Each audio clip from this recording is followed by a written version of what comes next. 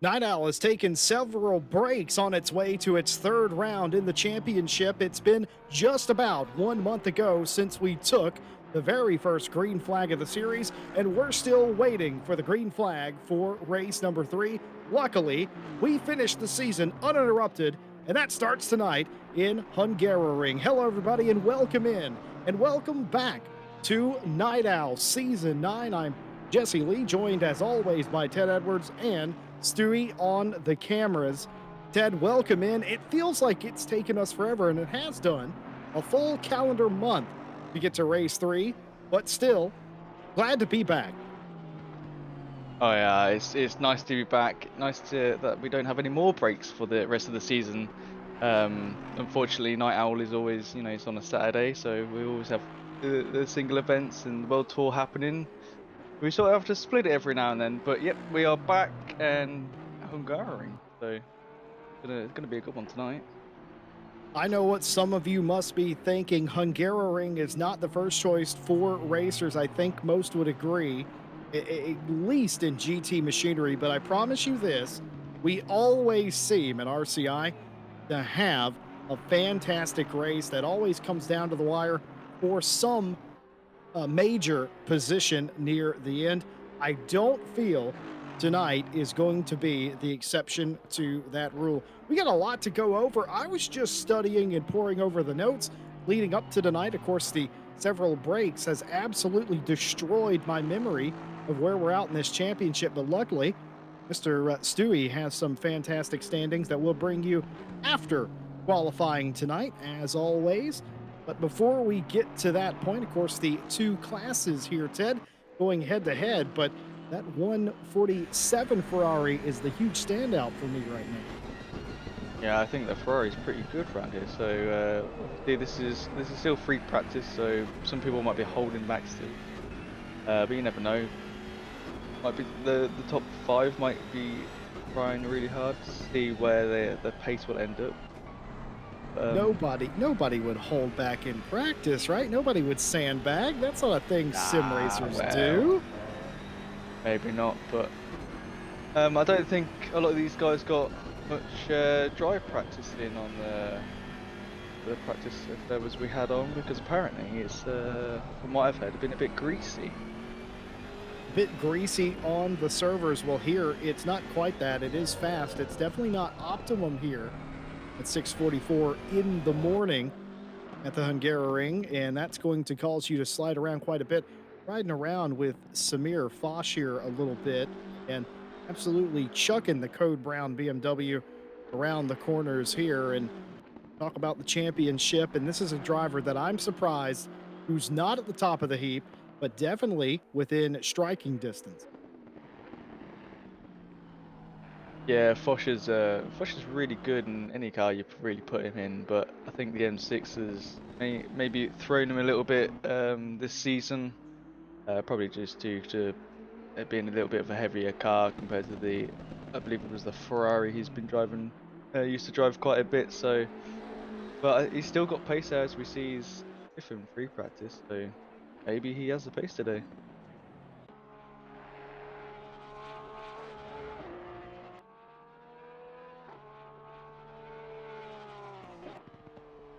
So free practice is over. Just waiting for the rest of the field to cross the line, and then we'll get back into this qualifying.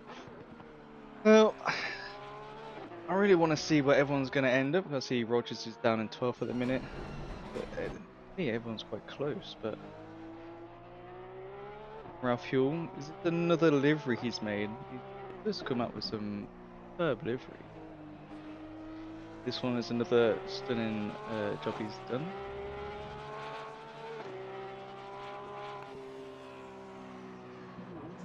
Very nice. Pinks and blues. I do like that quite a bit.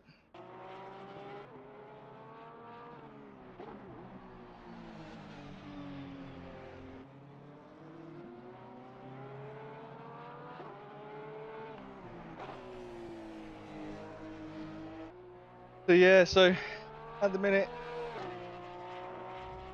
not sure where everyone's going to end up, but if Foch was up there, that's quite surprising. Oh, here we go. Qualifying, and it's lovely and wet. I think that's gonna throw a lot of people off. I don't think it's been this wet over the past week of people testing. So as you can already see, people sliding out. Madre, first one out on track. Lovely Porsche, followed by Foch. Sorry, South Lining in the BMW. My bad. This is wet. This is lovely and wet. I think I do like a bit of rain, spice things up a little bit. This is gonna be a bit of a challenge, but we do have dry weather in 30 minutes. It will calm down in the next 10. Dude, Madre's really struggling to hold that car.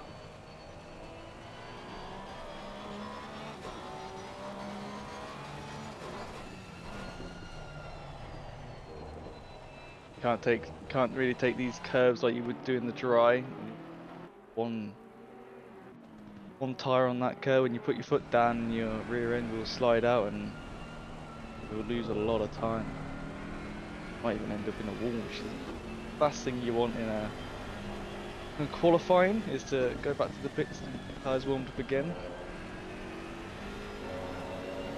Well, what a difference a session makes. It was bathed in sunlight coming into the morning hours and then forward to qualifying, which I can only assume is on a completely different day. Savalainen's doing that on purpose. I thought that car was breaking loose, but Savalainen very much doing that on purpose. Very wet, and I think, strangely, it's made the drivers a little bit more happy. If they had been practicing on a wet or greasy surface, they would probably prefer to qualify on it, considering that is where their strength lies. First flying lap here in the Porsche.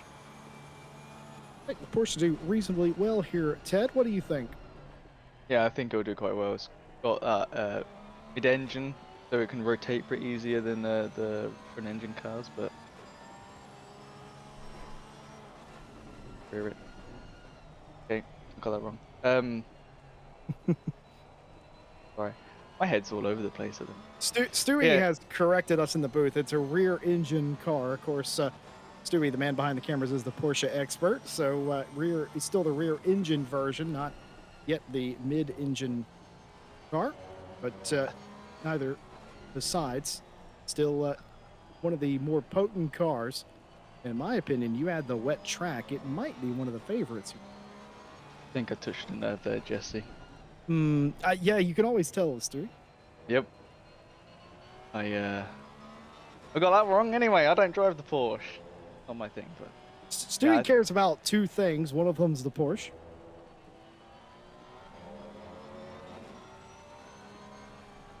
Stewie just asked me. You can't hear Stewie, by the way. He's in our ears and sideways, and that's going to be an invalidation and maybe a rethink. Some of the other cars, I believe this is on board with, yeah, indeed. Sliding through the corners. Got past the accident scene, but no, Stewie in our ear asked me what the second thing he cared about was, and I'm going to leave that up to everyone's imagination.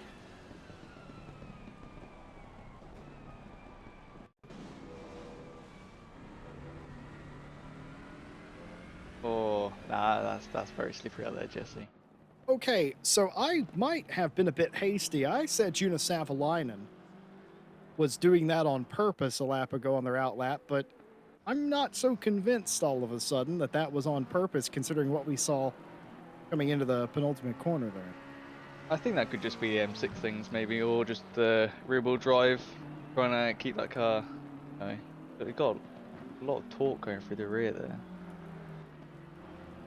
But I think like the McLaren here will probably do a bit better. Same with the Ferrari. We have a couple of Ferraris in the field. I think just because the weight's more in the middle will help with the grip.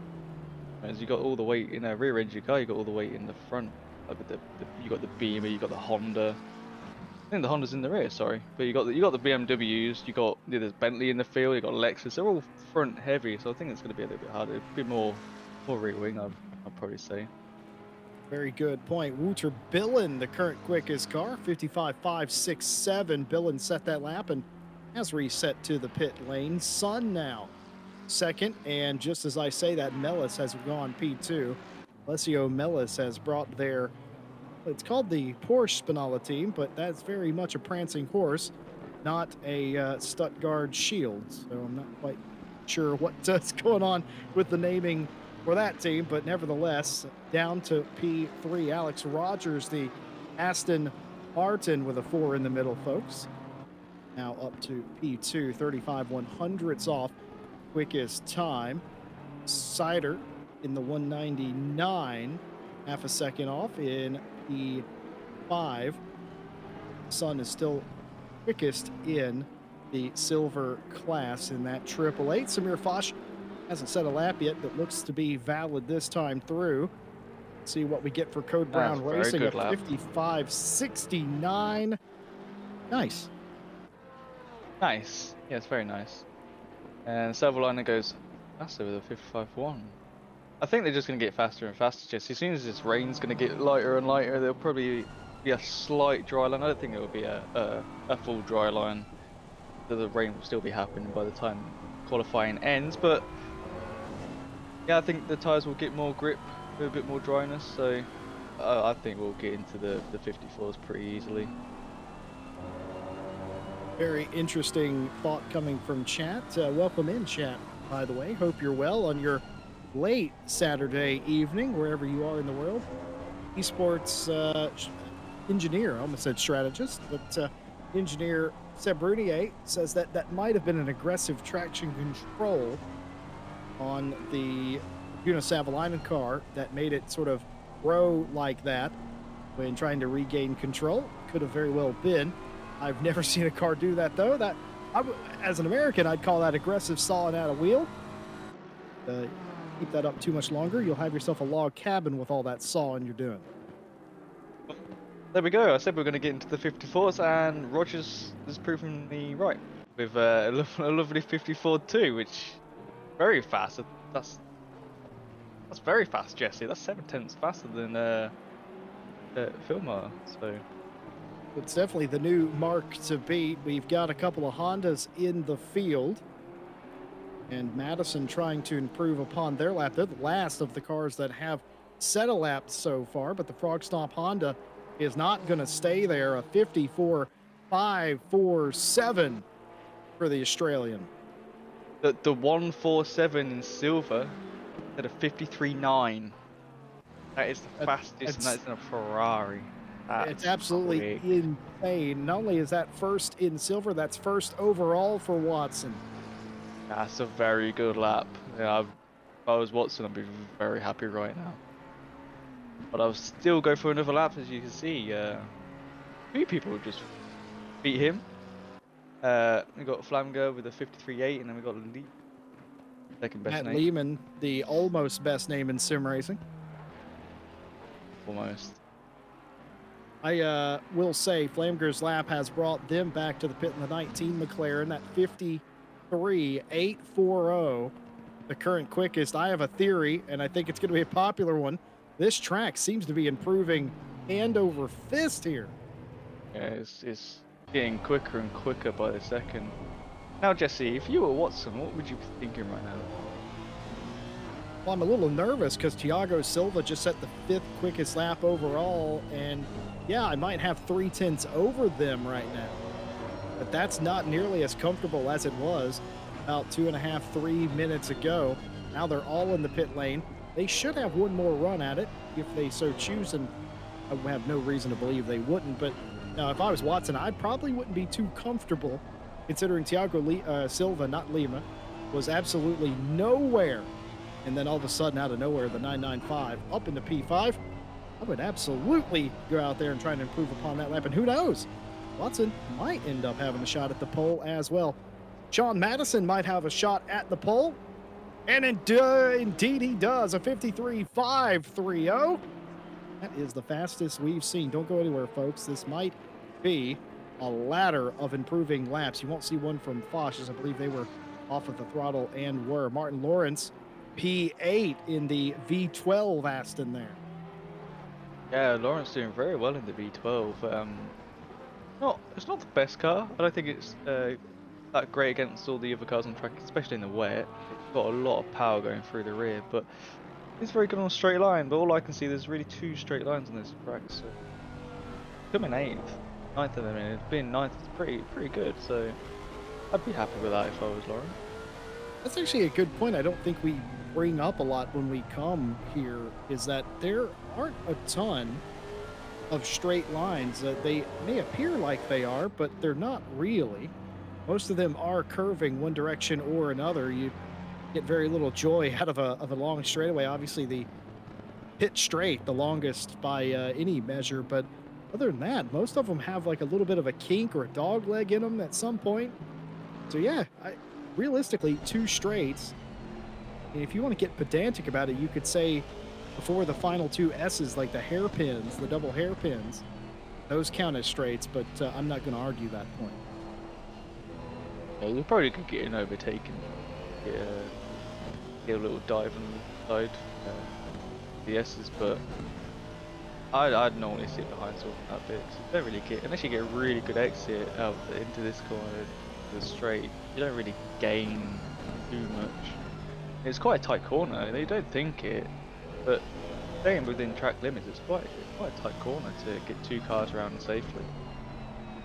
Do you remember when XRS's Racing's Wouter Billen had the fastest lap of the race down outside the top 20 now, looking to amend that, a wide arc, trying to get as straight a shot down the straightaway and as much speed as possible.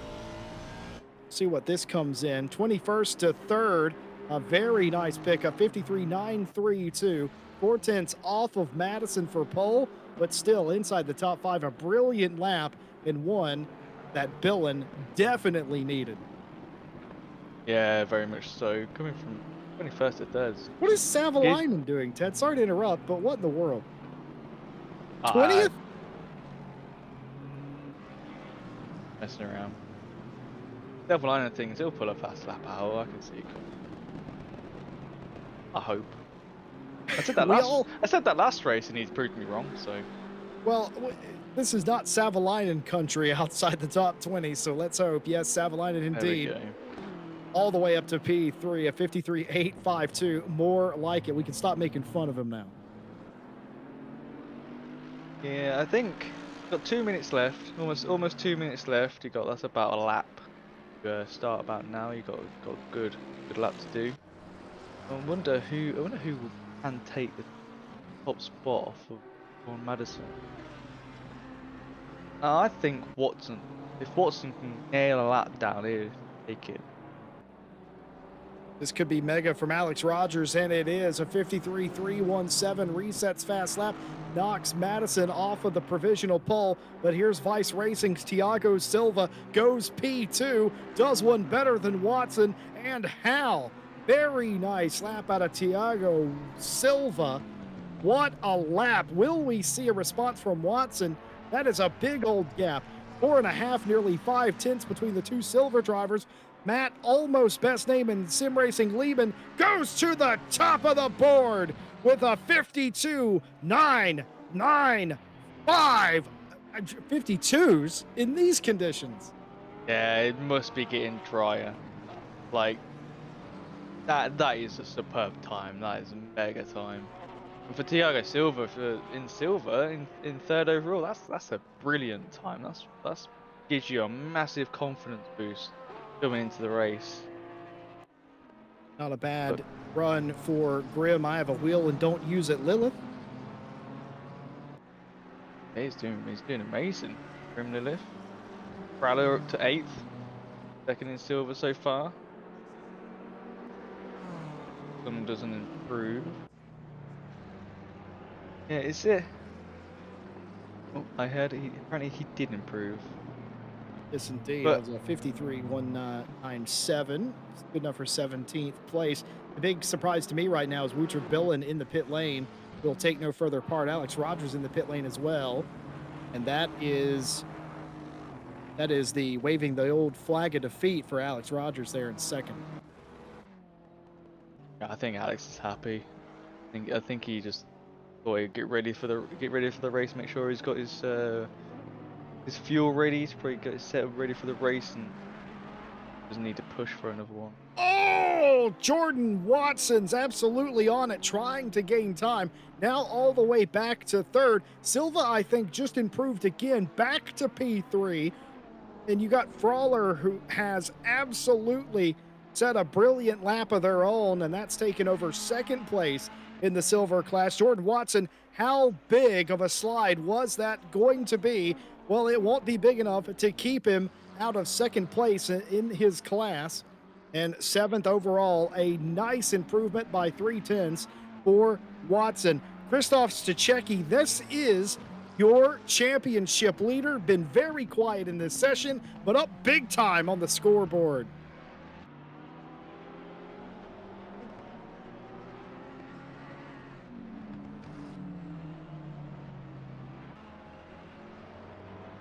Through the final hairpin coming to the line, Stachecki. This will be the last lap. I don't think it will be quite enough, folks, but it is good enough for second place. A 53.110 takes them from obscurity all the way to second place. Who invited this guy? Ryan Mawson gets into 11th place there with a 53.877. Can Fosh go any faster? Will he get into the top 10? Ah, yeah, he just nips into the top 10. That will be music to Samir Fosh's ears. Madre in the 992. We talked about the Porsche being really good. It's been dominated by a lot of other cars, but Madre, the Dark Lord, the matte gray car, comes in and sets provisional pole. Unless Patrick Oliver has anything to say about it, sure, that will be the case. But P6, a fantastic lap and pole in the silver class for Oliver in that 777 Honda. A brilliant job by Madre in the dying seconds in overtime, if you will, coming to the line, taking pole away from Lehman there. That'll be your front row. Stachecki third, and absolutely needed it. Madison also on the second row. Rogers, Oliver, silver. Cedar, Mellis, Flamger, your top 10. I wouldn't have called almost any of that. Brilliant stuff. Clearly the road was improving all the time. Maybe the driver's getting a little bit more confident as well. Well, here are your championship points after 2 rounds. Been split by nearly a month. We've ran 2 races in 2 months because of the World Tour. We are back for the duration. Christoph Stachecki leads the championship with 50 points. Jonas Savalainen is on 41. Samir Fosh with 37 points. That's your top 3. Timothy Flamger on 30 points. Robin Baugh with 29, Alex Rogers 25, Alessio Mellis 22, Lucas Cedar 21, Thiago Silva, the first of the silver drivers with 20, Matt Lehman rounds out your top 10 with 18. It's very close back here. Ryan Mawson in 11th place with 15, tied with Wouter Billen for that spot. Derek Sun with 13, tied with Thomas Pierce and Sean Madison for the 13th place honors. Phil Large in 16th with 9. You got Jacob with 7 points, with Stefano as well for 17th. Yanis Pervins with 5 points, and Grim Lilith rounds out your top 20 with 4.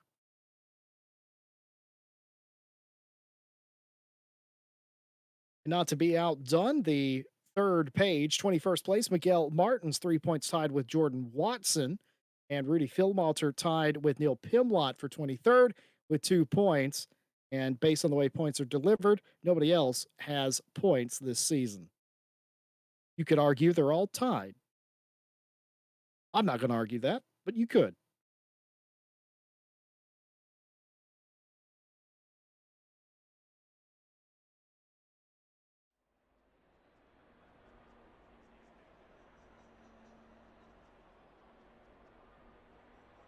Well, we sit on the grid, and I will say the points that I have reflect what I just saw on the screen. I'm quite curious what that is. Yes, the overall standings are different than what I'm looking at. I was looking for in-class standings. That was indeed what I was warned about, but that all is correct as well.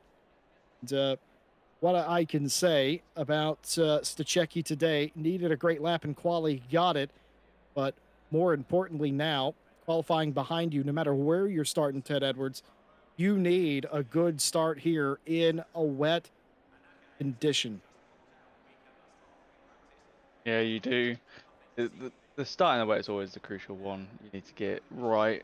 Always get that inside line. I would say for Hungaroring, just get that inside out of the way and done with, and then see what happens in the second corner. But yeah, a good wet start is always helpful.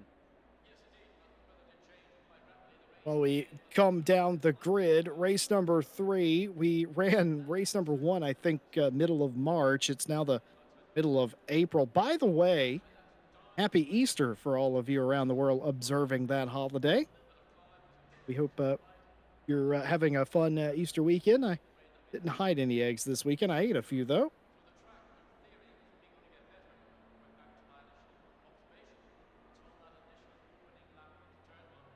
The points championship, by the way, the non-combined championship points, still very close. The Czechie has a 5-point lead over Savalainen and Foch. Savalainen and Foch are tied for second place, five out of the lead. And even so, 5 points behind them, Timothy Flamker. 4 points behind Flamker is Robin Baugh. Very close. The reason I bring that up, a position certainly makes a difference. It's not quite as close in the silver class, if I'm honest. Thiago Silva has a 59 points over Ryan Mawson's 43.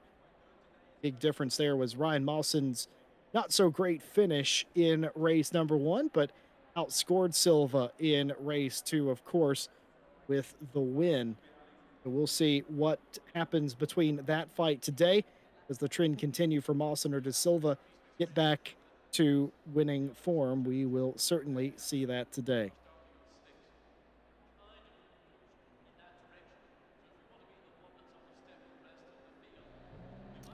Well, it wouldn't be Night Owl if we didn't have minor inconveniences. And one of the ones that we've had here is we are going to have to do a little restart. We're not going to redo qualifying. We're going to keep the qualifying results that we have. The drivers are being told that we're going to do a quick intermission, going to start the race post qualifying, but there is a hiccup in the race setup that was not advertised.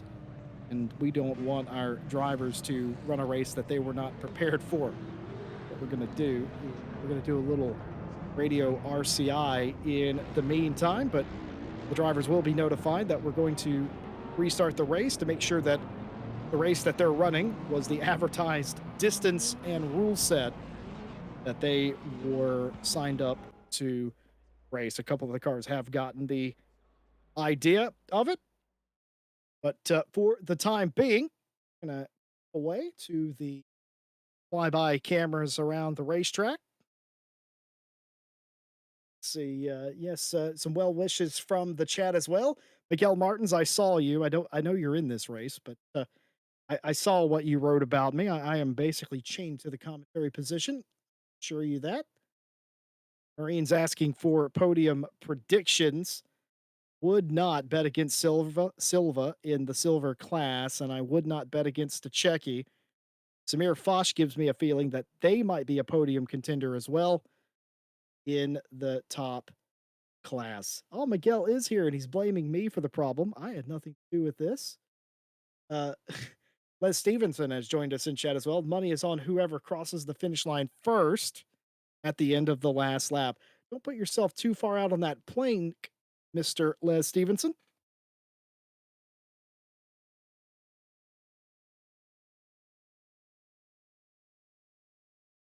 Marine also made a comment earlier. I'm going to reluctantly say out loud. I like a good old moist RCI race. Oh, see, you said the M word there, Marine, I'm afraid.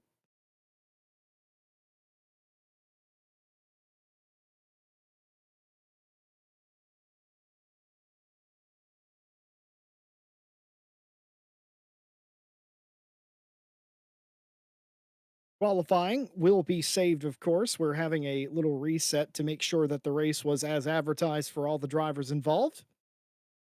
That will require a little work on the old back end by our admin team. And one of my co commentators here, Ted Edwards, is one of the men tasked with that job.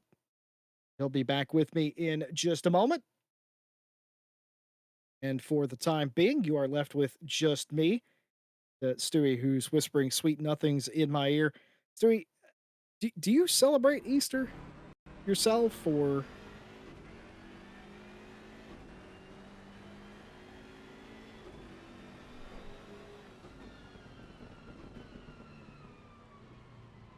okay?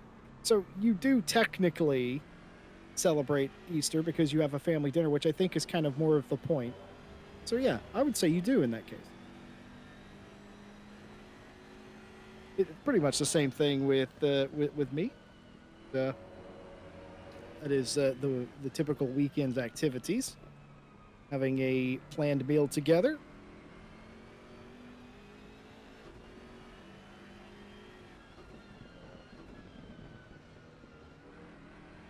Just going back to qualifying here and watching. This is Juna Savalainen. It's the 100 BMW. I know you're used to seeing him in a Mercedes AMG product, but this is definitely the car he entered this championship with. Ted and I were absolutely shocked when we saw the 100 BMW on the entry list, simply because it was so out of character for Savalainen.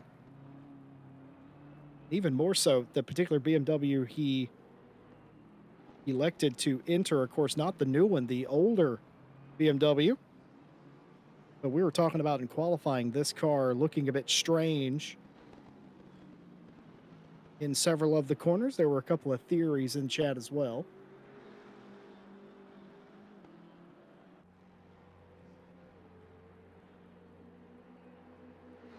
Let's uh let's ride on board this lap. We're not right on board, but let's watch this lap rather. See what this looks like for the driver of the 100.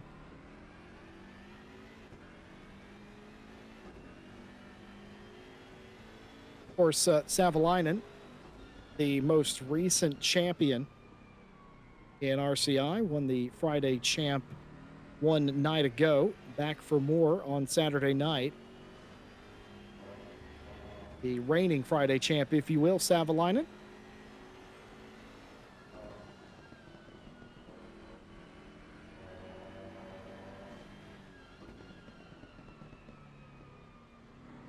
Everything looks nice and tidy here on this lap to me. But now the ordinary, a little bit of fidgeting with the wheel to get it aligned exactly where you want. Looks very clean indeed.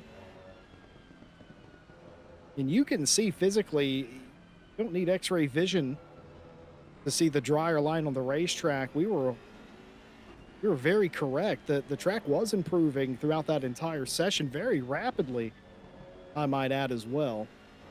And you can see that on the racetrack here. It's not a dry line, the matte gray portion, certainly not by any stretch of the imagination, but still very dry in comparison to what this session started with.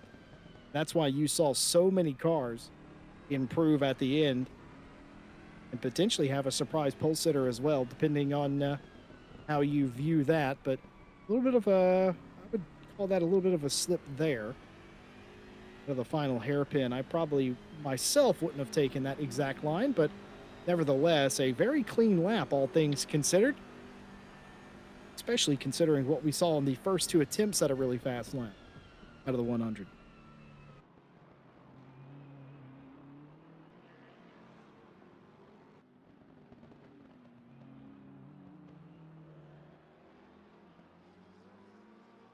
I'm back. Sorry.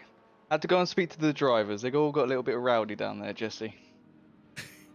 Yeah, better you than me. Was your T-shirt torn up like that before you went to talk to them, or? This is the second t-shirt, Jesse. Oh my goodness! Yeah, they're a bit of a rowdy bunch down there. But I calm things down, so they weren't all too happy. Are there any of them carrying pitchforks or pictures of you with like a cross circle with a cross through it? Yeah, I think so. I think Oh, my face is everywhere down there in a minute with darts and all sorts sticking out of it. So oh I dear. would I Well, wouldn't go down there just yet. Well, of course, I think the majority of them are probably hoping that the race doesn't start dry now, considering the track was.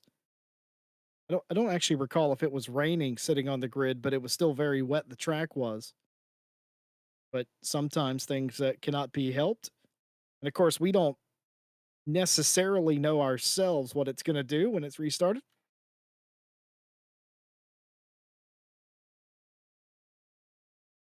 Yes, the magic of time travel, Jesse.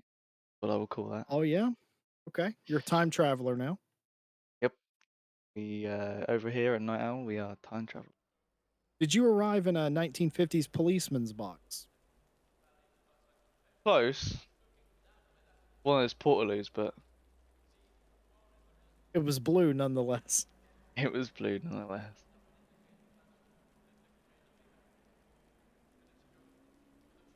Yep, those are. You ever notice whenever you go, and folks do this at home, play along with us here. Oh dear. See, that's why you don't get. That's why you don't go for the cheap seats at a sporting event, folks. Right there, you get what you pay for. There's a hold on a minute. There's an SRO banner in the middle of that building that you can. No, not the other one. Yeah, yeah, yep, yeah. You can't see that, but they put it there anyway. There's an SRO banner in the middle of the building. Just excellent craftsmanship by Kunas. I think we would all have to agree. But I digress. Back to my previous point. Do this the next time you all go to a motorsport event in general. When you are watching a sporting event, take take note of how many people are standing around with their arms crossed. It is at least 50% of the people. Why do we do that when we show up to a motorsports event?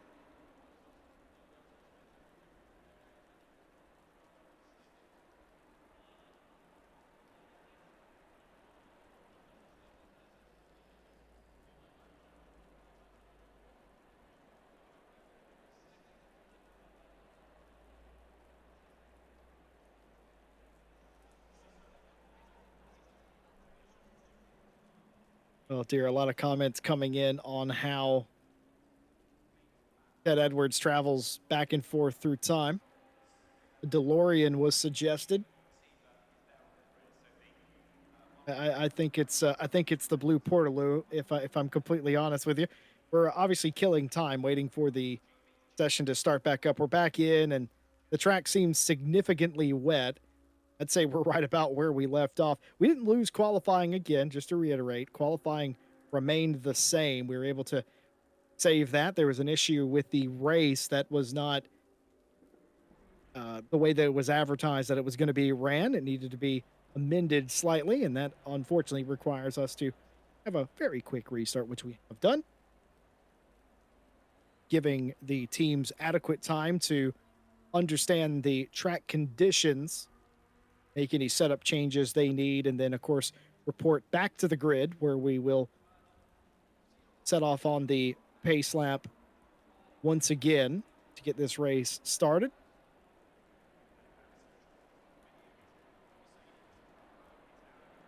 Les Stevenson says that he never folds his arms at sporting events. Yeah, and I'm not that too. I'm a hands in my pockets guy. Out of curiosity, I feel like that's the other thing people do, but I have noticed before that a lot of people fold their arms when they're watching a sporting event, and it's the funniest thing in the world to me. Of course, we're watching Ryan Mawson's psychedelic car. It really trips me out, man. Now, is it hands in your trousers or is it hands in your jacket? Well, I don't really go to sporting events in the colder months, so yeah, it's just like in my jean pockets. Is Where there's a pocket, there's a hand. that what your wife tells you? She sure does, Jesse. Going down the pit lane, looking at all the cars. I think they can technically leave the pit lane. Doesn't change anything if they want to shake down the car, but they only have very, very few precious seconds to do so. And 777 is 777. Pat Oliver's having a little bit of fun here. Wouldn't normally be able to do that, but Oliver decided to have a little fun, and here we are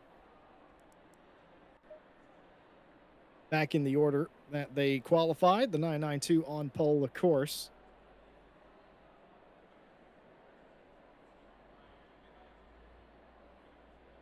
I was just watching Pat Oliver back on replay spin the car around. I thought that was quite funny. I will say, under any other circumstance, the stewards would not have appreciated that one bit. But due to the circumstances, I'm pretty sure they don't care.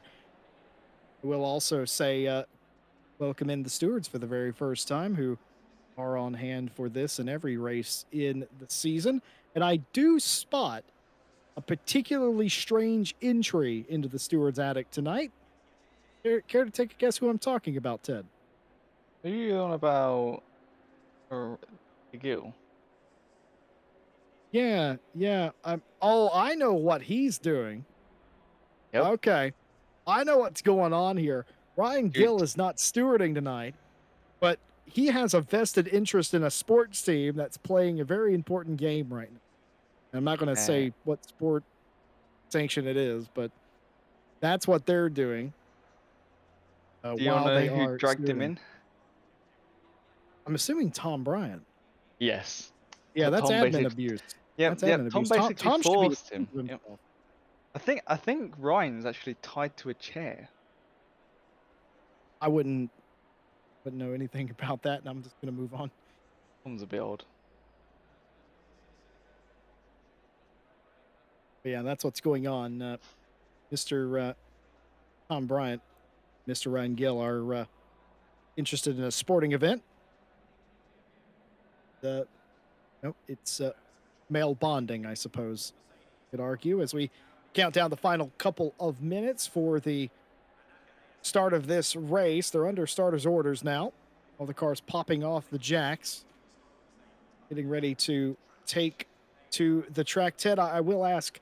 A member of chat asked earlier, and I responded. But who do you fancy for some of the podium spots in both classes? I think Sean Madison could be up there. With the quality time he had was pretty good, so I think he could make it up there quite well. We see here, number 60 Honda. It'd be nice to see a Honda on pole, I think. Don't really see many Hondas. Honda does typically do very well here. That's not a bad pick. Two Hondas. Wait. I think going back in time, Jesse's broke it. Got the same car. I think Thiago Silva could be up there for the silver class. That'd be pretty mega from him. Yeah, I'm not too sure. I think Sean would be. I think Sean would be either first or second. That's what my prediction is going to be for tonight. Be nice to see. What about you, Jesse? Well, I did not mention Sean Madison, and I'm glad you did. You filled a hole there. I legitimately, I think Stachecki has a great shot at it tonight. I think you'll see Samir Foch play a hand in it as well. And I just get the feeling that after 1 hour of racing, it might come down between Silva and Mawson in that second category, even though Mawson didn't quite qualify as good as Watson and some of the other competitors in that class. I don't think it's going to matter. I've seen Ryan Mawson drive through fields before. I don't think tonight's going to be any different. He does have a weird sort of jinx at this racetrack, though. I'll give you that. I've seen him lead races here in the past, and on more than one occasion, and just something magical happens, and the ability or the chance at the win, rather, just sort of evaporates right in front of the Flying Husky driver. Hopefully that doesn't happen tonight. So, I wonder if eagle-eyed viewers have noticed going down this little bit of pit walk, the tyres. There's a mixture on the grid right now. There's quite a few on the dries and there's a bit more on the wets. So, I have to see which tyre is the best here at the minute. From what I can see on the forecast, it should be raining now, and then 10 minutes of dry, and in half an hour it rains again.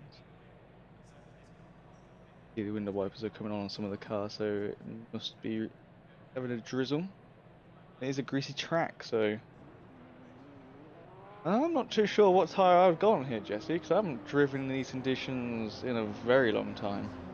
Well, neither are the drivers, Ted, because they're absolutely split. Phil Roberts has got their binoculars out from the stewarding box and has told us the 67, the 101, the 171, the 115, the 14, the 46, the 913, the 762, and the 111 are all on dry tires. And at the last possible second, your pole sitter, the 992, swapped to dries.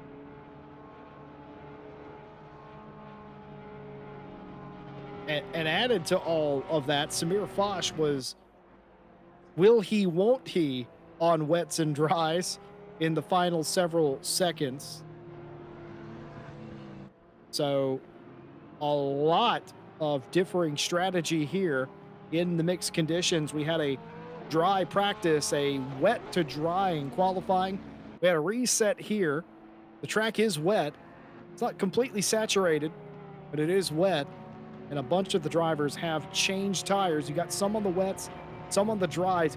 You can tell, even at speed, what tire the drivers are on. If it has sort of a yellow streak on the sidewall, that's a dry tire. If it's black and there is no marking, that is a wet tire. It's good information to know when you do an endurance race, to see, especially when it's raining, or when rain might appear, to see, okay, what is the car ahead doing? Or they've just gone for a pit. What tire did they switch on to? Then you can gauge from what they do and what they, if they run on the dry tire when it's greasy, how well are they doing? Oh, okay, we might go on to that. It might be quite a grippier track. So there's one little thing to notice on the side of the car, which you wouldn't really look at in an hour's race, but like today. I think a lot of drivers probably trying to peek at the car in front when they're on that grid and see, no, they're on the wet. I might run a dry. Don't freak out, by the way. Luca Kiley, that is still Madre, the driver with many, many names. Kylo Ren, Luca Kiley, Madre, just to name a few. That is still the same person in that car. Otherwise, they wouldn't be able to get into this race, obviously. So the name is different. I'm still going to refer to the 992 as Madre because that's what they've entered with. Oh, wait, they've also entered the championship as Tom Riddle as well, now that I think about it. Like I said, a driver of many names. I shall refer to them as Madre for the duration. Please do not get it confused. Round 3 of the championship. Getting ready to go green. 1 hour of racing. 6:08 a.m. The track is wet but drying. Greasy on the racing surface. Round number 3, uninterrupted to the finish of this championship. And it starts right now with a green flag and the lights turning on and a decent run from Madre down into turn 1. Has Lehman on the outside, keeping him earnest, trying to outbrake around the outside. Gets a nice jump, does Lehman. Won't matter too much as Madre fires back off, but going around the long way, a decent job by Lehman. They're 3 and 4 abreast out of the first turn. Still sideways for P1. Lehman now to the inside. Contact. Lehman spins to the inside. Madre goes off wide. Lehman regains it. 3 wide in the middle. Contact. Calamity and chaos out of the second turn. It was going all right, Jesse. Now, who is that stuck? If it's... Oh, I see the 147. That would be, I believe that's Watson, who was quite quick in that Ferrari. So that's not good. That's Bosch that's Bosch Mawson. and Rogers. Oh wait, no, it's not Mawson. That was Savalainen. No, Savalainen. Sorry, Savalainen and Rogers. Excuse me. That was Savalainen and Rogers. We thought that was about 3 or 4 different people. We got it right in the end, though. Savalainen goes around. That's your second place championship driver for the overall standings. Excuse me, for pro, yes. this is the dry tyres being so cold on this track. They might have not got the pressures up enough. Because even if you get the pressures right, you'll still be cold. So you've got to work those tyres a lot harder, and it's very difficult. You really do. Oh no, more calamity with that, right? And see what happens. They're 3 wide. That was contact Ferrari on some That was car. Watson getting tapped around, I think. Well, let's There's see here. Watson The on the Ferrari's in the outside. middle, and yeah, just no space there. A McLaren, Everyone just the piles up. gold Yeah. and black McLaren, and contact that led to that, as that all started with Lehman and Madre, the leaders, having an incident. This is Rudy Philmalter. We know that there's a contact. There it is. That is the Oh, it contact. wasn't Rogers. Green Beamer, and I thought it was Rogers. So yeah. We do apologize. Some of the cars from the helicopter camp do look very, very similar to one another. A couple of the cars have their windscreen wipers on, but there's no rain yet. We do have light rain, though, scheduled in 30 minutes from now. Yeah, so it's gone dry. Track is green instead of greasy. So I think these wet tires are gonna, if they haven't turned the pressures down, they're gonna heat up really quickly, and they're gonna overpressure like mad. You might even see a tire pop. They get too overpressured, which is not the best thing, because as soon as a rear tire pops, that's it. You're spinning around. Front tire's not too bad. You ain't got that turning, but let's Keep see in what mind, happens. keep in mind about half the field, Ted, are still on wet tires. They're not going to do well here. And look at this graphic. I'm not going to tell you whose car that is because that's unfair. What I will tell you is that is a live feed that we've pulled from one of the drivers that are on wet tires. 34.4 on the left, 33 and 34s on the right. And it's only going to get worse. And like you said, that condition could become incredibly problematic.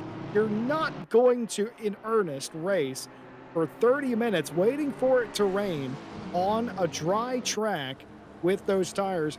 You would assume you're going to have to come in, but nobody has to this point. No, in fact, the 19 is in. Timothy Flamger, the first driver, into the pit lane. As Sean Madison continues their fight here, and very close quarters racing. Maybe a tap as well in between turns 1 and 2. Yeah, running on M pressures after, I think that was the end of lap 1. Not sure who. Keep that a secret, but that's not gonna last long, Jesse. If they're already that hot and they're red, they are gonna go black, and when they go black, they're popped. Now, yeah, I would pit. Guys, like, there's no point wasting half the race trying to ride them tires. That was not gonna work, but see what happens, see who spins around. But there is a few cars in. You got the Silver Linings in. You got the 147s in. You got the, see, we've seen Flamingers already in. Pat Oliver, P5, very clearly with the wet tires. I can tell you Samir Foch is on the dry tires. You can see that yourself. Got the yellow banding. Pat Oliver, the Frog Stomp Racing Honda, is probably going to go on something of a free fall here. Yeah, he's just not going to have the grip out the corners or into the corners, out the corners. Just going to be slide hell, I would say, probably. Because yeah, there you go, guys, straight into the pits. Yeah, that's smart move in my opinion. Ted, what do you think? You have to, like, you already know. Oh, Bosch making a detour for the pit wall. That's not the best place to go. But yeah, yeah, you dive and get some dries on. You're just gonna keep falling back. Oh, that's on the wet curb, I think. That's wet curb. Yeah, you're absolutely right. That car was not meant to do that. That was not a move Foch was trying to make. Now here comes Ryan Mawson trying to improve their station based on that, and I think they've got it here. Yeah, nice move. M6 on M6 action. Don't see that often nowadays with the new M4 in, but very nice to see. Who's that in the background? Grim Lilith. I believe they started P17. now P7. So guessing that's staying out of trouble. Not sure what tyres they're on at the minute. Possibly Those are dries, I think. they dry. So yeah, it's made up a Let's lot look of at. positions. Oh no, folks! Oh, Your oh, championship leader Stuchecki on the wet tire, and they're going to fan him out nearly 3 wide. They think better of it. Lilith and Foch think better oh. of it. Mawson's contending for a higher position, already gone up into the distance as now Stuchecki becomes a little bit of a roadblock here. Just see Alex Rogers' drive-through is not from the stewards. This is from track limits. So What is this race? I don't know. Night Owl, I think is what it is. Jesse Lee. You never know what's going to happen, and yeah, we didn't know this was going to happen. This is It has. absolutely insane what we're seeing here. Oh, Stuchecki, oh, that was a had to shake a car from the left and the right to get to pit lane. That looked a bit scary, but navigated it without any particular issue. Martin Lawrence making body contact with Tio Anton there. Might get a twofer here. Is this a BOGO? This is a buy one, get one free for the CLR driver. Czech driver going down the inside now of Kierton, trying to take that spot away. It is going to be very nicely driven from Martin Lawrence there. yeah, V12 power. Now the V12 on the V8. New versus old. What you like to see? Oh, and just gets in there. It just does it. That's 3 cars in that 2 corners, Jesse. It sure is. By the way, just to make sure we're all up to date, that actually wasn't a track limits warning for the 119. They sold us a dummy on that one. That was for minor speeding on pit lane. Oh, I didn't know you got a DT for minor speeding, Jesse. That's a new one for me. I normally just get the stop and goes, so that's a big yikes for Yes, Rogers. indeed. I'd rather have the DT than a stop and go, but Oh yeah. very unfortunate for Rogers. I was going to say, I was like, that wouldn't have quite been a new record. I think Verstappen has the record for the quickest DT in an RCI race ever. But Rogers would have certainly challenged for that had that been, but we were corrected that that was, in all likelihood, a minor speeding in pit lane penalty. Thiago Silva down to P10. Neil Pimlott now trying to get by a bunch of these drivers, including Thomas Pierce. Yeah, now, something I do want to point out is these aren't all in the pro category. Looks like it on the screen there, but they are split between pro and silver. We'll sorry, get my words out. We will try and point out who is in silver and who is in pro. Obviously the standings will still work as they normally do, so there's nothing that funky there, but it does look a bit weird. So. Of course, the normal thing, I'm actually quite used to that when we have to restart the session, as, oh, really wide there was Silva. Going to be a free pass for VR Racing's Neil Pimlott.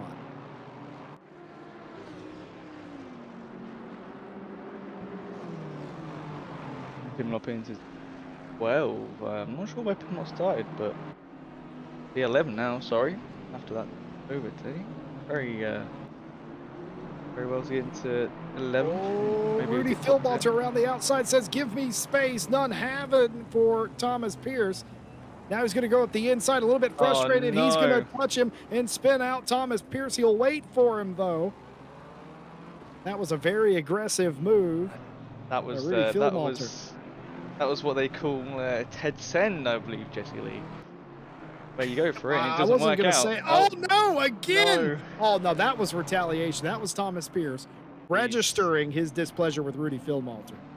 These guys don't like each other. Oh. You got to be kidding me. Alex Rogers served his drive-through penalty. He has gotten a second drive-through penalty.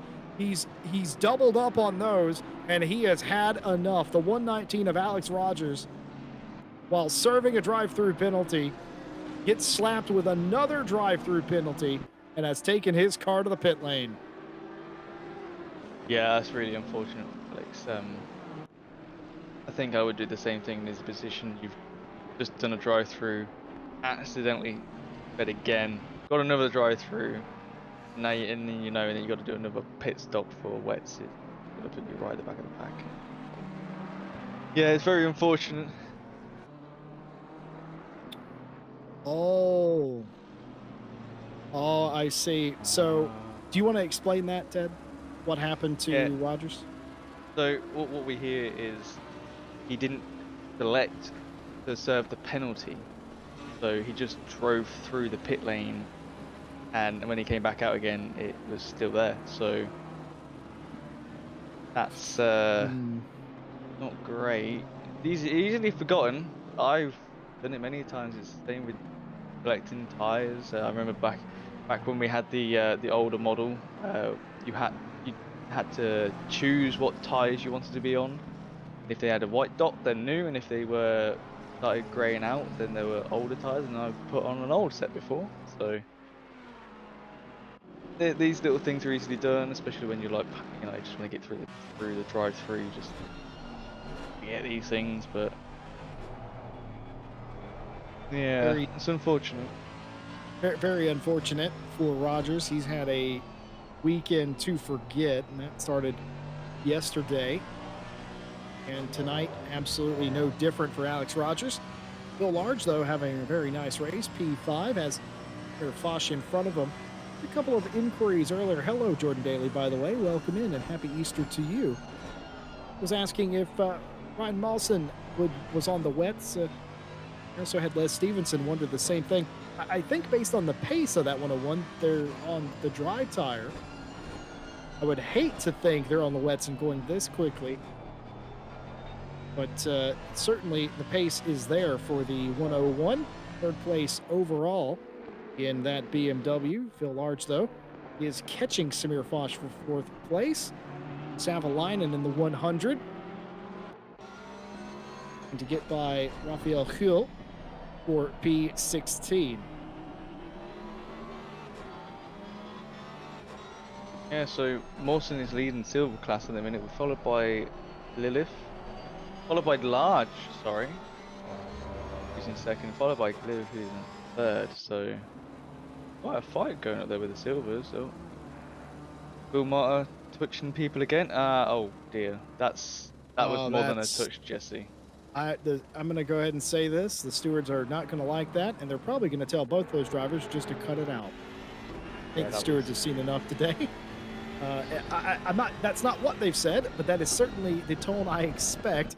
Savalainen trying to go the long way around. That's very ambitious, but it can be done if you have the grip.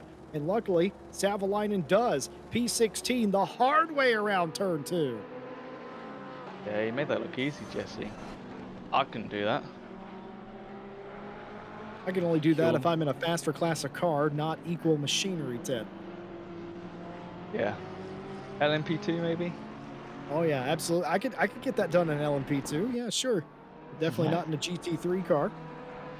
Padre, the leader of the race. Ignore the name. Don't worry about it. We don't talk about it. The 992 leading by 3.8. It was 3.5. Now it's 3.8 in front of Lehman, the almost best name in sim racing. Mind you, oh my goodness. Well, the back markers has had an issue right in front of our race leader now. Pull the curb. Oh yeah. Oh. Yep. And then the grass. Yeah. Well, they held the brakes. That is what we like to see, Jesse. Waiting as well for the traffic. But it's very well done. The 147's off as well. Where are they? Are they last place? They're in the pits now, but Oh, Jordan Watson. oh no. Looked so promising for the driver, the 147 in practice and qualifying today. Yeah, I think he's gonna pull that garage door down. I believe they were one of the cars involved in the lap 1 turn 2 incident as well. Yeah, so I think he got taken out. Rear tapped. Shame, and I think he got hit by another car. I think Billon's in the pit lane as well. think. Not sure why. That's just my side missing it. I'll fix that. What I can tell you, Ryan Mawson is the leader in the silver class, and he's P3 overall. Of course, there are two different classes. We've merged them, obviously, because of the restart issues. We apologize for that, for the confusion, but I can tell you that Mawson is leading in the silver class. He's chasing back-to-back wins. 2 weeks ago was the winner in that silver class. Trying to do the very same here today. Start up there. I think Mawson even started inside the top 10. He wasn't even on the podium positions in the silver class. He chose the right tire and he drove through the field the first 10 minutes of this race and quite comfortable in the third place spot. I say that, but Samir Foch is catching him again, which also means that Phil Large, this man we ride on board with, is also catching the third place car. Phil Large, by the way, is a silver class driver. That would be the battle for P1 and 2 in the silver class. As Phil Large nearly loses it, saves it, and doesn't really even lose time.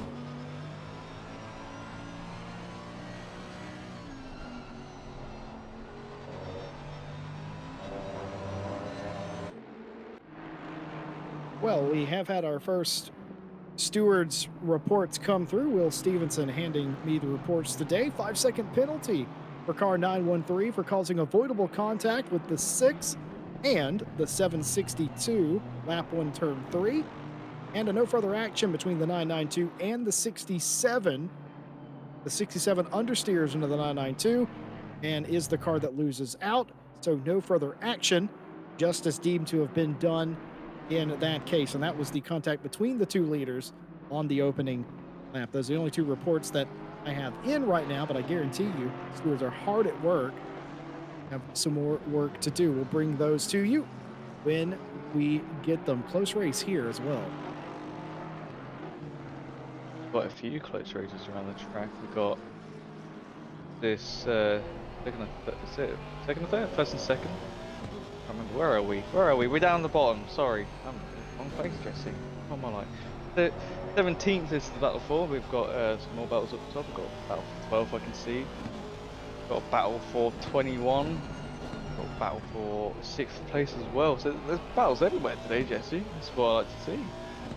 It's Hungaroring. It always ends up like this. I can't explain why it ends up like this, but I promise you it always does. Very close racing, even though not really a fan favorite racetrack, but broadcaster, I absolutely love coming here because of stuff like this. Wouter Billen able to cut down the inside of Huell to get that spot away. Looks like P17 on the cards. The XRS racing driver gets it done before they get down to turn number 1. A split second, Huell thought about it, but did not have nearly the overlap. Marine in chat, by the way, has pointed out that Lehman has the quickest lap of the race in that 67 McLaren, and the gap is coming down first to second between Madre and Lehman now.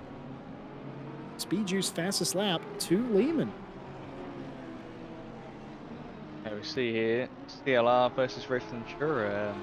Fortunately, Grimm's livery is not on the car today, so that's a shame, but CLR is on that car as a sort of a sponsor. See the Aston with that power. Going for the inside. He's going to make that work. Or is Grimm going to give him it? Grimm is... What's happened to Silverlinen? Oh, a Savalainen bend it in the chicane. Yes, indeed. Yep. That's a shame. I tell you what, I wouldn't have expected that out of Savalainen, second in the championship for the Pro Series. He also had a drive-through. Yeah, and only 5 points out. Must reckon that they'll have no way back today. No long road home for Savalainen. Of course, the drive-through, like you mentioned, that, of course, is for this drive-through for car 100. We're taking out car 46 on lap 1, turn 7. Takeout, position not returned. Additionally, a 5-second penalty for an unsafe rejoin for Savalainen from the same incident. Additionally, for others, a warning for car 199 for making avoidable contact with the 147, causing a, quote, domino effect. A racing incident between the 19, the 88, and the 115. Warning for car 101 for avoidable contact with the 119. And that's all I have for you right now. It's all kicking off now.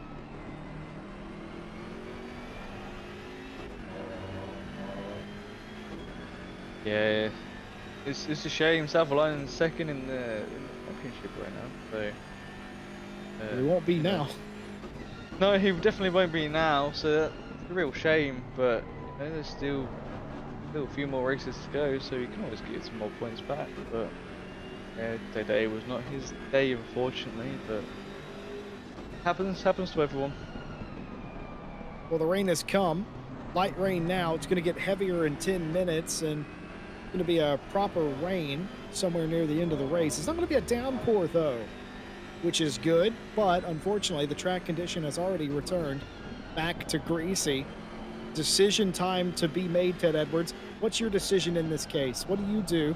It's raining. How late dare you stay out? Well, I think once the rear end starts going, or if you lose grip on the front, depending on what car you have, I think then that's when I'm like, okay, right, I need wet tires, because I can't keep this car under control, or you know, I'll have a fear of losing it into a wall, and then that, you know, ruins your race. So yeah, I'll definitely wait until I make a few more mistakes due to loss of grip to decide to go onto the tires. So I would certainly. I mean, you know what they say. You don't want to pit unless the time is, you know, a certain percentage off of what you could run in the dry. You want the you know, rain to dry to equalize and all that stuff. But as a driver solo, a lot of the time you don't have the wherewithal to be doing that in a battle. Keep in mind, a lot of these positions are still contested, including P3. You do get that in ACC, though. If you have your timing up in the car, you can see what you're running versus other people, and you could basically, once the first person goes to wets, you could mark their lap progress and decide on your own. It's a lot to keep up with, though, admittedly, when you're in a fight, like Ryan Mawson is, for instance. Bosch has caught them, and so has Phil Large behind.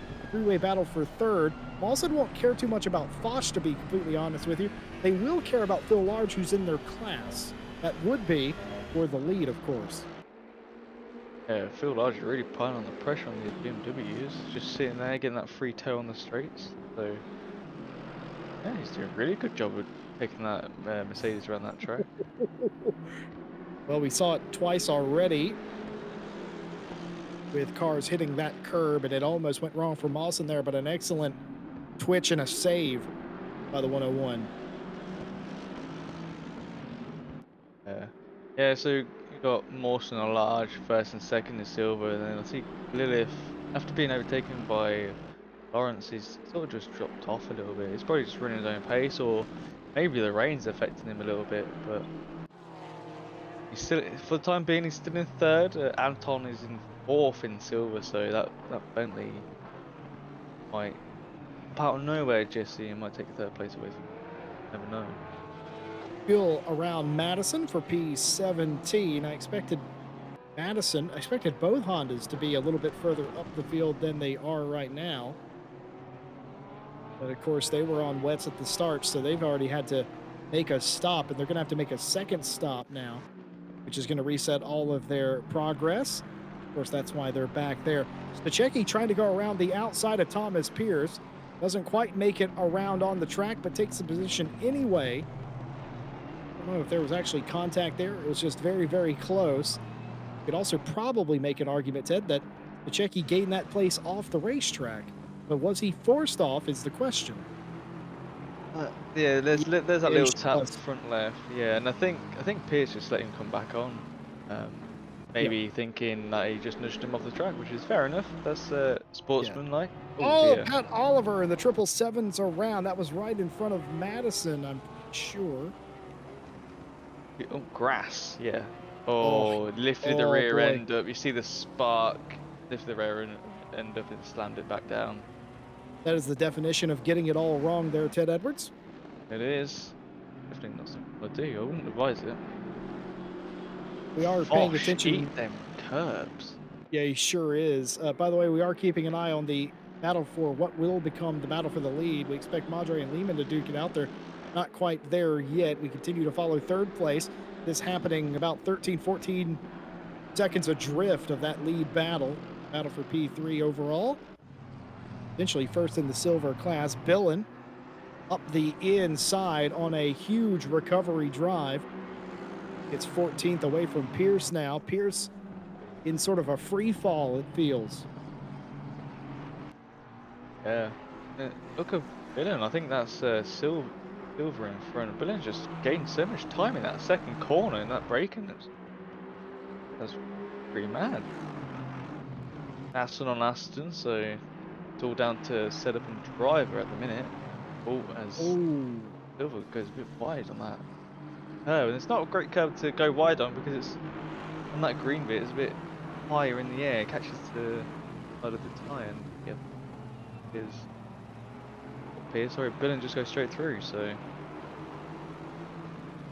easy move. you can definitely tell Thiago Silva let that happen. Knew that Billen had them dead to rights and just sort of didn't want to make a fuss into the chicane. So that tells you Thiago Silva and the 995 is driving to a fault or a number, driving to something, and not interested in fighting Wouter Billen for that spot. Mir Foch continues to try and get by Mawson. Mawson, that's the second or third time we've seen him hit that curb and get out of line. Neither time has caused the Flying Husky driver much drama, but you're right. Samir Foch is just monster trucking it over those curbs, especially in that chicane. Yeah, it really hits that second little sausage. You really see that front left just flying there, like it's taking off, Jesse. Wouldn't advise that in a car race, but sure. Seb Bernier in chat is playing devil's advocate. That's normally my job, but Seb's taken over for me tonight, saying that with the light drizzle, some drivers could try and stay on the dries to the end. Now that is an interesting proposition as well. The weather I've just looked at, it's getting heavier in the next 10, slightly, just decrease in the next half an hour, so that could be 20 minutes to half an hour where it might slow down and rain, so yeah, might just dry out again.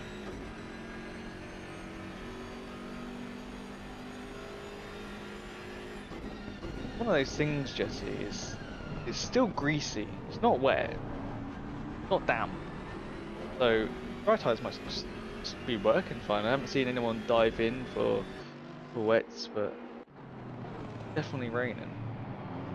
Fuel on Pierce. They go side by side through the chicane.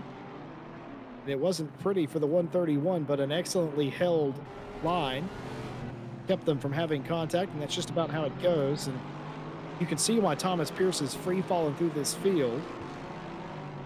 Still on the wet tire. Yeah, he hasn't pitted yet, Jesse. So he didn't go onto the dries like I think everyone else did. I don't know if there's any more people on wets, but I think I would have gone onto the dries earlier on. It was pretty dry. Like there was no rain. People were going faster, just dropping. So I don't know. I don't really know what his strategy is, unless he's just going to try and go to the end on the wets, which I think is his. I don't know if it's his best bet right now, but yep, driver going for a different strategy than most of us, so see if it pays off for him. Pierce must reckon that it's more advantageous to not pit twice and lose a bunch of time rather than having to pit at some point. He's got to be at this point banking on a lot of the cars on the dry tire to come in at some point, and we don't know though. The unknown bit is the crossover point when we'll get there. Will we get, with 20 cars on the track still, will we get to the point where we cross over into a wet condition? It's certainly greasy now. It's uneasy days in corners for everyone in the race right now, no matter what tire you're on, But clearly, the right tire right now is the dry tire. Of course, I love seeing in chat the difference of opinion as well. And Nicole Fox has joined us in the chat. Hello, Nicole. It's not Wednesday, by the way, Nicole, but nice to see you nonetheless. I'm just looking at some data I have. Hungaroring, if you do a tyre change, it's 59 seconds in and out, so quite a lot of time lost. So, oh dear. All Timothy Flamger. Flamger. Now, what happened to Timothy to cause that? That's. Oh, he's just waiting to get back on. That's very sensible. Very How much smart damage driving he by has. Timothy as well. But I'm very curious what happened to put the Maniac Mavericks driver in that position in the first place. Martin Lawrence is just doing the field filthy tonight. Wasn't the best qualifier, didn't have to be. The 171 Connection Loss Racing B12 Aston, I still love saying that, is coming through the field. He makes a habit out of this, does Race Car Jesus. He does, and I feel sorry for Phil. Run. All he can hear is the scream of a V12 and a big gaping mouth. Oh, that's a What a dive! send. Is that a Ted send? Is that a regular I send? think that is send of the evening. He gets a Ted Send award. Look Oh at my this! He just God. says, He Race says, "That's Car my Jesus corner." just said, I'm having that. Yep. And he did. He did it. So up to 5th now. Oh, man. Can he catch up? How far away is he from Bosch? Just under 5 seconds. Not far at all, as it turns out. No, I think, yeah, literally a corner. I think he'll catch up. So that was interesting. I didn't realize this until we cut away to that camera. That was excellent direction on Stewie's part. Reminded me, Phil Large was right behind Samir Foch, no longer in that picture, and he's a ways back, more than 5 seconds behind. So I don't think that was just tire deg that made him lose 5 seconds. I think Phil Large has had a moment somewhere on this race course. I don't think in 3 or 4 laps you lose 5 seconds unless you have a bit of a moment. That car wasn't damaged at all, at least it didn't appear to me. And now Martin Lawrence now 5 seconds back in 5th place. That will make Ryan Mawson feel a little bit better. If Samir Foch gets through, he won't care nearly as much. Of course, he wants the overall podium for bragging rights, but he must also know he's first in his category, and he's likely going to assume the championship lead today unless something dramatic happens in the final 26 minutes of this race. So we have some more penalty reports, Jesse. We got incident on lap 4 with the 171 and the 762 of racing. Got lap 6 involving the 46 and the 131, which is a racing incident as well. And then we have a 15-second penalty for the 46 takes out the 131 position return. That was lap 6. And another lap 6 for 5 seconds for the car 131. Unsafe rejoin leading to contact with the 46. So the highest penalty so far, I think, season. Could be wrong. It was a 15 straight away. So that's on the Phil Martin and the 46 BMW. So, yeah, that's pretty hefty. But yeah, at least you get the position back. Because if you didn't give the position back, just see that would have been a drive-through, which would have lost him a minute. Well, not a minute. I think it's got my little sheet with me, Jesse. That's 24 seconds. So. Oh, Thiago Silva in the pit lane. That is not good. It's definitely not good. So, Well, we've lost a couple of cars. We had 20 and now we have 18. Thiago Silva is the first to blink on the wet tire, no longer willing to stay out there on the tire that they were on. That is the first driver to swap back over. Man, it's been a heck of a race thus far. And just to add to that, we were talking about Phil Large earlier. Our broadcaster seems to think that was just time loss from Phil Large. I thought that was impossible, but apparently Phil Large was hemorrhaging a second or so a lap to these two. But that is so strange, out of nowhere, to be losing that much time. It doesn't appear like Phil Large has had any incidents other than losing time. Mawson's still holding on to that spot. Martin Lawrence is coming. 3.9 seconds the gap now. Major time gain through sector 2 on this lap. For those of you that missed the start of the race, qualifying was very wet indeed, but the track was improving. The race started, it was a wet track, but no rain. It started drizzling about 20-ish, 15 minutes ago. It's scheduled to get harder, but somewhere vaguely near the checkered flag tonight, it's going to lighten up a little bit. The track's never been in a wet condition in the race. The pit strategy was completely mixed. About half the cars started on wets, half started on dries. I think we're forced to argue the right strategy was starting on the dries today. Very close racing between the 992 and the 67 off the start. Saw them hit together.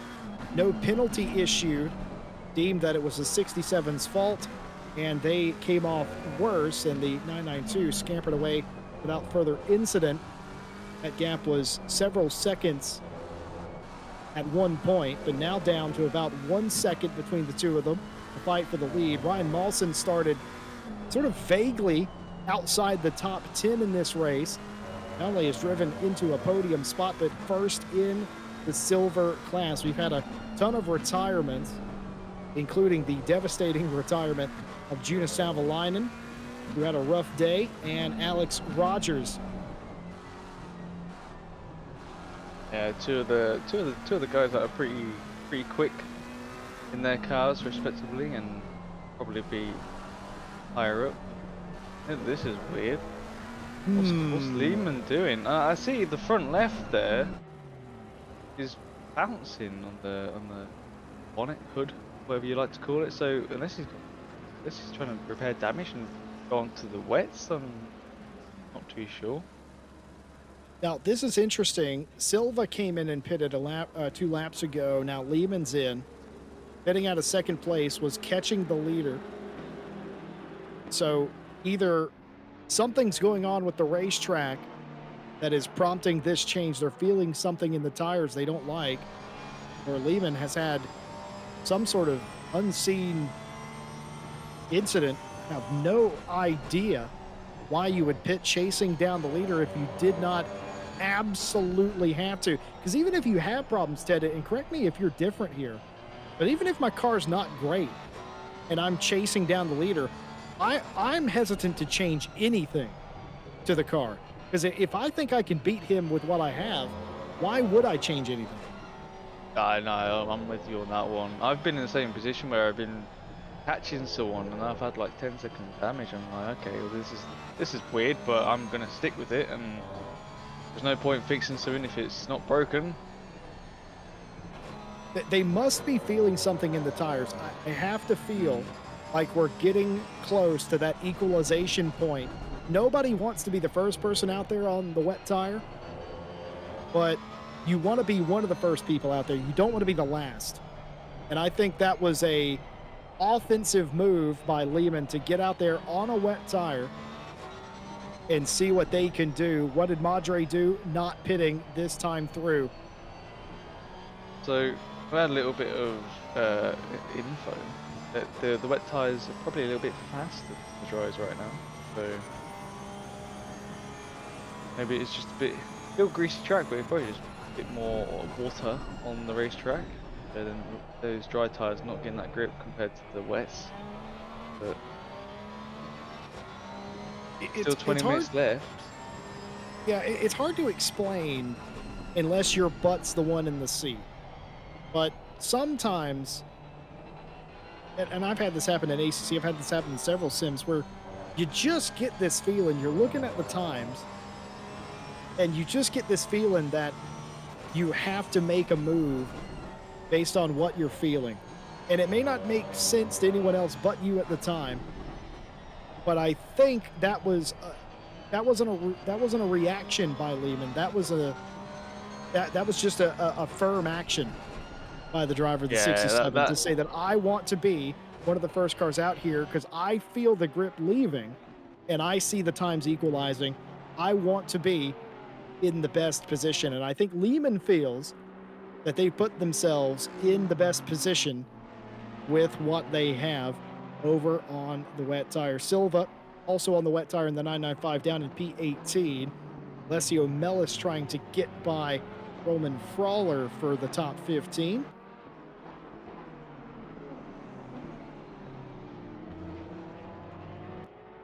Very interesting days here. What a race this has been. Very much a split down the field of what strategy is the right strategy. If I'm completely honest, Ted, I don't think we're going to know what the right strategy is until we see the checkered flag tonight. Yeah, it's I don't even know what the right strategy is. I wouldn't even know what to call. I'd probably go on the wets. Knowing me, I think that's the wrong choice. I think the dries all the way through is probably the better one. But it's when you're in that car, like you said, we can't feel what they're doing. So they know what is happening with the car. So What did Grim Lilith feel here on the curb? A whole lot there.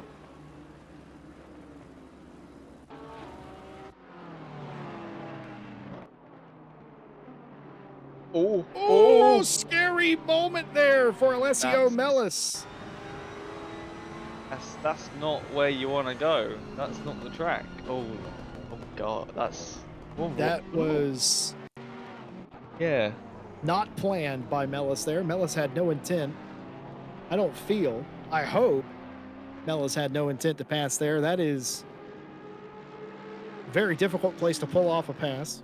It looked like at Mellis just lost a bit of concentration there because I don't think anyone would try to go through and move through that corner. I don't think you can fit two cars through there at high speed, but I wonder if Mellis thought that Frawler wasn't going to drag the brake as much as he did, and he could sneak by on the inside and just take a longer runoff. And that didn't happen, and Frawler hit the brakes a little bit more to arc into the corner. And that nearly created a big issue. Nice heads-up driving by everybody, though, to avoid contact in that case. yeah, that was like the Matrix right then. Just Now what's going on with Phil Large? Phil Large gave up that spot. He gave up 5 seconds to Samir Foch and gave up 4th to Martin Lawrence, but now right back behind the 171, who is still catching Foch, but not nearly at the clip we expected. 3.6 the gap between Foch and Lawrence. It was 3.9 several laps ago. After gaining a full second, that is completely slowed down. yeah, Lawrence has gained about a 10th a lap, so it's not much, but it's just getting the rest of it. So he really needs to start taking chunks off that if he's going to get close to the Foch for 3rd. But we've still got 15 minutes left. Anything can happen. Foch can make a mistake. Molson can make a mistake. Ardre can make a mistake. Well, Lawrence at this can point, launch it into a wall again. I don't know. At this point, I think you got what you got. You're not going to be pitting now. 15 minutes. There's no real way to make up the time. There's not enough time left in the race. So what you're going to have to do is you're going to have to gut it out no matter what you got. I would have to argue at this point the dry tire seems to be the way to go. What has Lehman done? Has Lehman gifted Mawson 2nd place? Foch, who has as yet been unable to pass the 101, has now fallen off the back a little bit. Martin Lawrence has picked it up. Must be listening to us tonight. He's gained several tenths in the first 2 sectors now. As that gap continues to come down. And now you have Olivier Kierton trying to take 6th place away from the 115 of Grim Lilith now. Yeah, I wonder what tires Grim's on, because this Lamborghini's come out of nowhere, and Grim's losing a lot of time. So he's on the dry compound, the same as they're both on the dries. I wonder what's up with the Porsche. Grim was doing okay, unless it's just Grim trying to survive again. He's I think he was 16th or 17th he qualified, and he's sitting in 6th, which is pretty mega. That's where he wants to be. So he's up there. He's just got to hold off this Lamborghini for 13.5 minutes, which is doable. It's gonna be hard. We have had a few more penalty reports come in. There was a 5-second penalty for car 46 for an overtake with contact on the 60, that back on lap 8. A drive-through for car 60 for a takeout position not returned on the 46, the very same lap and corner, those two taking 7 bells out of each other apparently.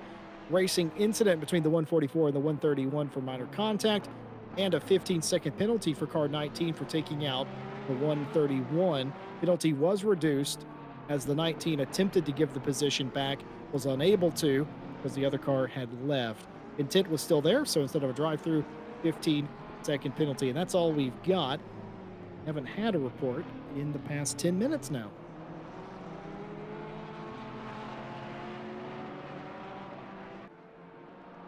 Final 12 and a half minutes of the race, just about going 7 a.m. here at the Hungaroring. And if you missed the first part of this race, you certainly missed a lot. Been one of those races that you just could not have predicted. Mixed strategy has fractured the field, but it's also led to some fantastic racing. Matt Lehman trying to make up for lost time on those wet tires. One of the few cars that have pitted to put wet Pirellis on their machine. Matt Lehman's going to go around the outside there, and expertly done.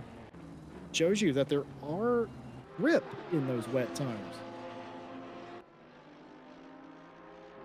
Ayrton still trying to get by Lilith. Lilith going to the inside. Letting Kieran know, you're not going to pass me on the inside. You're going to have to do it the hard way, sunshine. No pass done this time, but now Kieran knows what Grim is going to do. Will it be down into 2 this time? Sharper angle of attack was Kieran. Rounding off the corner was Lilith. It all is for naught as they stay the position that they're on. Excellent chase here late in the going. Yeah, this is a big battle going on here. This is for 3rd place in silver, so Grim really wants to keep going behind him. I think he's just going to try and everything to hold him. Take that inside off him as much as he can. Try and get really good exits. So Grim's got a big challenge on his hands for next time. He sure does. Daly in chat said Grim can make that porky extra chunk. He's certainly going to have to. He certainly showed it down into turn 1 that time. Alex Rogers also joined us. Welcome in, Alex. Says that race was a disaster. Well, certainly I think we all agree with you on that one. That was very frustrating for you, Alex. Chin up, though. There's always next time.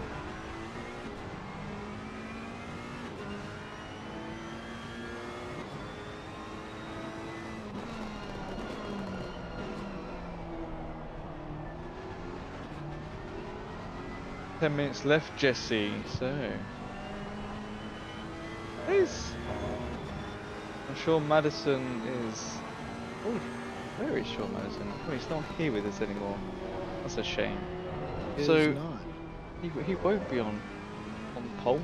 So that's my prediction gone out the window again for the 3rd race in a row. I'm not very good at these predictions, Jesse.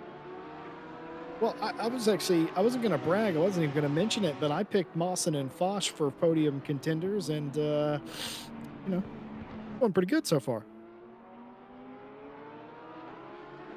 Jesse's just too good at this. Jesse knows. He can see the future. I didn't necessarily mean Mawson overall podium. I meant in class from their starting position, but I'll take it.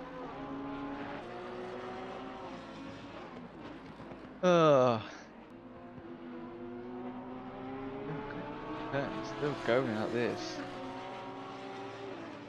I think this is the only battle on track at the minute. That's it. Close as this. So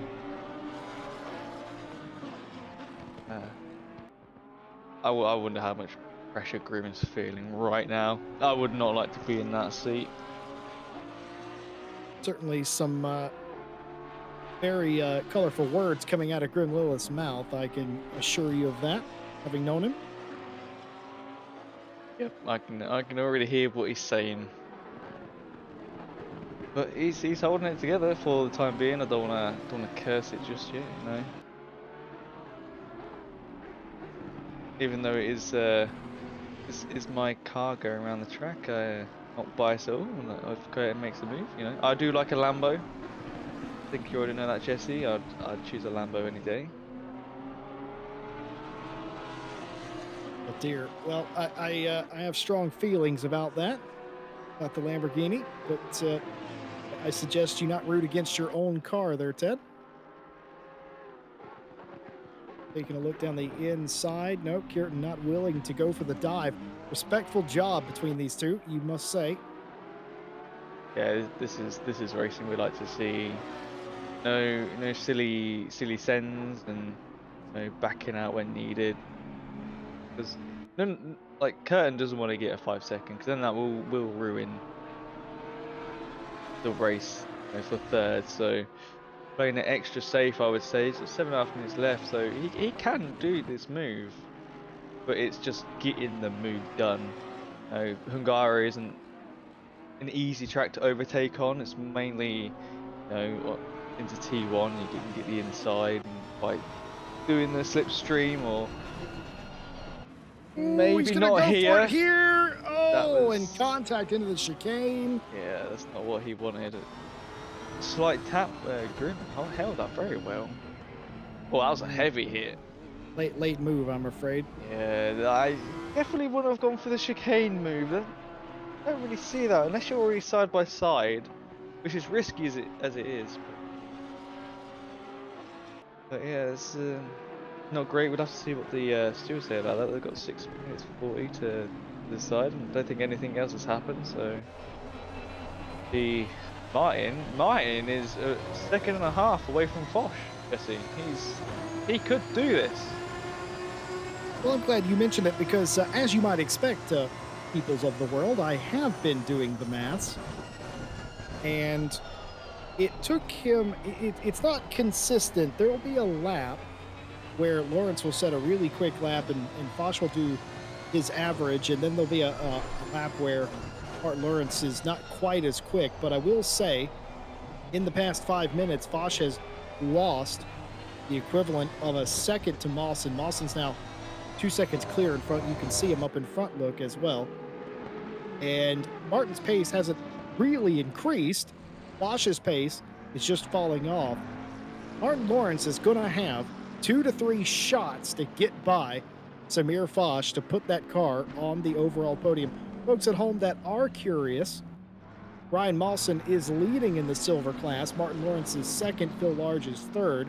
Grim is fourth in the silver class. Audrey in the 992 led every lap of the race and is way out in front, 14 seconds in front of Mawson. Foch is second in the pro class and is the 111. Actually, not sure who is third Silver, in the pro class. Right? Oh, the pro class, that would be Lehman, I think. Or have you already said that? I'm not too sure, Jesse. I think it might. Yes, I believe it is Lehman indeed. Yeah, because Anton is silver. This is a battle for overall eighth, not for class positions. So. Well, I will tell you, Samir Foch doesn't look like he's going to win the battle today. But thanks to a dismal day from the likes of Savalainen and others, it's going to likely result in a championship lead for the driver of the 88 BMW because Stachecki, the championship leader, all the way back in P12, they will not get nearly as many points as they would have hoped that far down. So Bosch will take the lion's share for the overall championship. Mawson should slip into the silver championship lead. Of course, that's all just my rough math, and you know how good my rough math is. Yeah, if I was Stachecki, I'd be beating myself up right now, going for that tyre change. It didn't need it, honestly. It surprised both of us that when we saw him dive into the bin. Yeah, it's sad to see, but at the end of the day, we're not the ones driving. So he made the choice, and down in 12th now. So yeah. Of course, the other exit from the Pro Championship was Savalainen. Savalainen had a horrible round number 1, but dominated round number 2. That car has retired. So the only driver really standing at the top in that class is Samir Foch. You've got Madre, of course, who looks like they're going to win today. But that car has amassed 5 points in 2 rounds. So even with the win today, not a championship contender yet, though. That being said, if they keep this up, they might be in a few rounds' time. But the day looking like it'll belong to Madre for the overall win, Mawson for silver, but Foch is going to win the war in Pro and assume the championship lead overall and in the Pro class alone. So I have an update about that contact between the 111 and the 150 in that chicane. It's a warning for car 111, avoidable contact, so no penalty applied, just a warning. Obviously another warning would be 5 seconds, but 2 minutes left. I don't think they'll get a warning. They've lost a lot of time, did if they're 6.8 seconds, so they must have made a massive mistake somewhere. They're right behind them, even after the little contact through the chicanes. What's happened here? Around the outside? Oh dear. That's not how you overtake. Oh my goodness. Bill Malter saying that's not how we do it at Kailani. Not cricket indeed, but an overtake regardless. Lottie in chat said that if I'm so good at predicting podium finishers, I should choose them for podium next time. Fun fact, I actually did once, and you did put it on the podium. I believe that was at Monza. I believe, Lottie. In fact, I did that thing. Also, who let Jordy in chat? Thought we banned him a long time ago.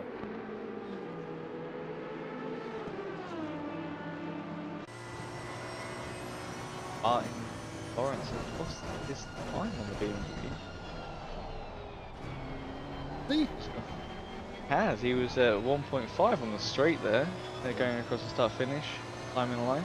So I mean, it looks like he's getting back on it again. Maybe just lost it through some of the corners. Oh, Bosch going wide. This is Martin's time to try and pick the best corner. This is going to be close, Jesse. Last lap. Martin Lawrence. Martin's feeling it. Martin Lawrence definitely has the grip. You can see that Samir Foch doesn't quite have what Martin Lawrence has in the bag. Madre way out in front. This is the last lap of the race. Several turns up in front of this battle. Mawson all by himself. The battle is for third. Foch holding a very small lead. Will Martin Lawrence do the old Ted Sind to try and get P3, or will Foch hold steady here? Bosch is making that BMW mega wide, so. Or should I say giga wide, Jesse Lee? You know. You might elect to do that a little bit too far back. A couple of turns left. I don't know if it's going to be on unless we see some kind of unholy miracle by Martin Lawrence. I don't think it's going to happen. Samir Foch might hold on to it. You know who else is going to hold on to it? Madre in the 992, the Dark Lord car. The Dark Lord Racing team is going to win today and get themselves the bulk of the points. What a return. And Ryan Mawson, second place in the race today, first in silver, and the championship lead. Martin Lawrence all Look over how the back happy of he is. Samir Foch. and so very close. Foch P3 today and assumes the overall in the Pro Championship. Well done to Foch in the 88, holding strong. Martin Lawrence comes home second in the silver class. Phil Large third, and a P5 overall. Grim Lilith in sixth place. Kierton seventh. Lehman up to eighth. Anton will finish ninth. Pimlott in 10th. Both of those have offsetting 5-second penalties. Stachecki's too far back to gain. That was your top 10. Stachecki, Billen, Phil Malter, Brawler, Mellis, Huell, and Silva will be your remaining finishers today. What an incredible race. The 992, after having a struggle for 2 races, wins it today. But I can tell you, Mawson and Foch also feel like winners today. Yeah, it was an amazing race today. It was here, there, and everywhere at the start, and here, there, and everywhere at the end as well. So I don't think the weather helped either, but yeah, different strategies coming out from all the drivers. It's so exciting.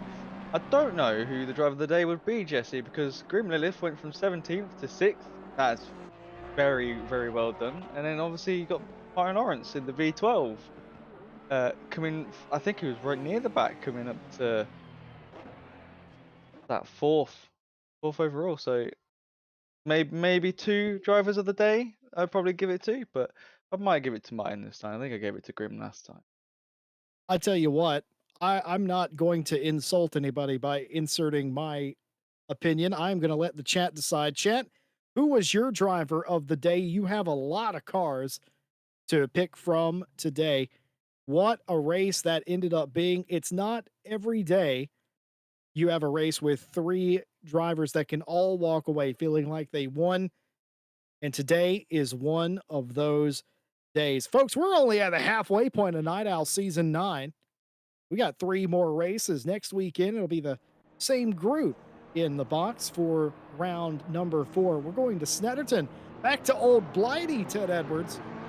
A little racing on the East Coast. Bit of home ground for a lot of our drivers here, because quite you might not know, but quite a few of them are quite English, which is very late for us guys over here. It's 12:30 at night, but yeah. Well, we got that coming up for us next week. Of course, on Monday, the continuation of the Challenge Cup. You won't want to miss that race with us. On Wednesday, Diamond Drive continues as expected. Thursday, race number 2 for the BMW Touring Car Championship.